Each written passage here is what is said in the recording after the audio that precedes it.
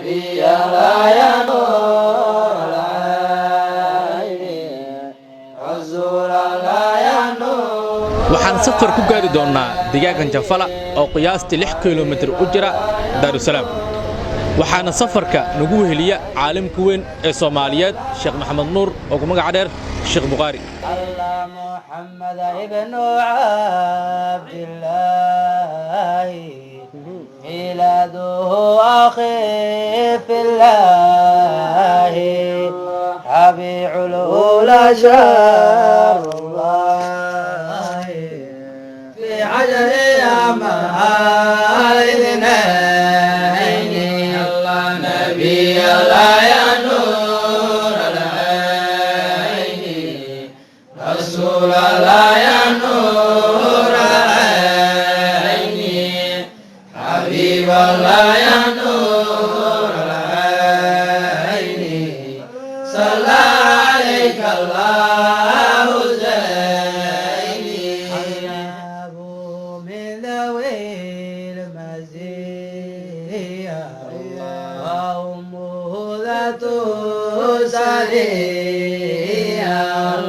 فقد أرضعته سعدية بإذن رب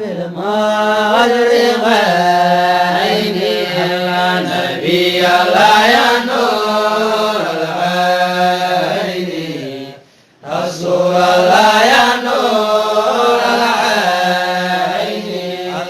حبيب الله يا نور العين صلى عليك الله زيني. daawadayaal waxaanu iminka soo gaarnay deegaanka Janfala oo ah barnaamijka safarkeena. sida u jeedaan halkan waxa ka socdo Daarusalaam lagu soo dhaweynayo Sheekh Maxamed Nuur Sheekh Bukhari.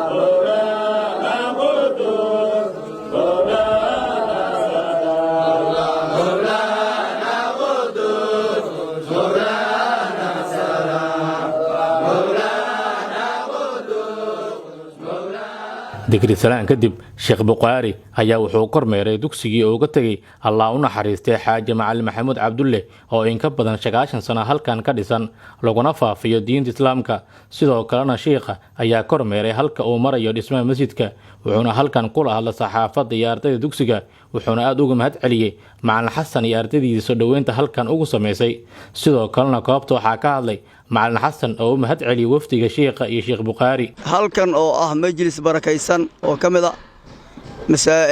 majaalista khayrka iyo diinka islaamka laga faafinayo oo maanta aan soo salaanay anagoo ah jamaaca kamida culimadii Muqdisho waxaan halkan ku soo salaanay deegaanka Janfala la yiraahdo marka oo uu khaliif iyo hoggaan diineed uu ka yahay Macallin Xasan oo ah macallinka hadda igaga beegan gacantayda midig Macallin Xasan galcadan anagu naqaanaa macallinkaasi soo jeedaan masjid weyn ayuu meesha ka dhisay oo wali hadda gacanta lagu hayo oo ka shaqadiisa haday socotaba oo qaybkii hoose alxamdulillah lagu guuleystay dabaqii sare hadda loo baxay lillahi alxamdu wa shukru waxa weeye guul weyn weeye waxaan leenahay Macallin Xasan Allah khayr ku jazeeyo wuxuu maanta itusay oo taariikh weyna geed weyn oo aabihii quraanka soo bartay isna quraanka oo aabihii ku baray waa meel diineed waa meel quraanka iyo cilmiga iyo dariiqada iyo nuurka ay u ka shidan yahay sida u jeedaan marka waxaan leenahay Allah ziyaadiyo amnigooda iyo caafimaadkooda iyo diinkooda iyo nuurkooda iyo waxbarashadooda allaha ziyaadaan leenahay khayr allah siiyo sheekhayna iyo intii la socoto dhan waa mahadsan yihiin soo dhawaadaano meeshaan waxa waaye maxalkan oo wuxuu ahay haddii alla ku idmo waalidiintii horo wuxuu ahay wax ku soo faafi jireenaan joognaa ilaahiya hadda marka aanoo keenay ducadiisa waxaan rajahaynaa insha allahu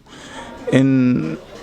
adduunyo aakhir ilaahay noogu furo waxaan ku dhex suganahay dugsigan aad u jeedaan oo ah dugsi uu gacanta ku hayo